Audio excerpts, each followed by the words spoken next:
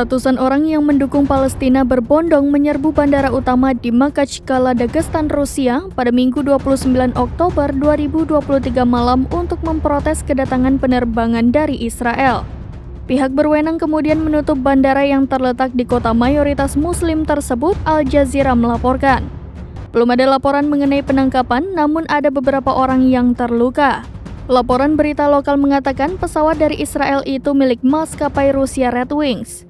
Video di media sosial menunjukkan berapa orang di landasan pendaratan mengibarkan bendera Palestina, sementara yang lain memeriksa paspor penumpang yang tiba dari Makhachkala.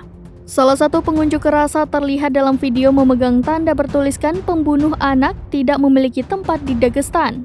Dalam sebuah pernyataan yang dirilis pada Minggu malam, kantor Perdana Menteri Israel Benjamin Netanyahu mengatakan bahwa Israel mengharapkan otoritas penegak hukum Rusia untuk melindungi keselamatan semua warga negara Israel dan orang-orang Yahudi dimanapun mereka berada.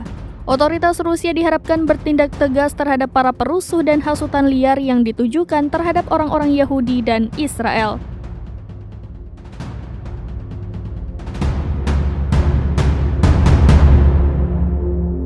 Download Tribun X sekarang, menghadirkan lokal menjadi Indonesia.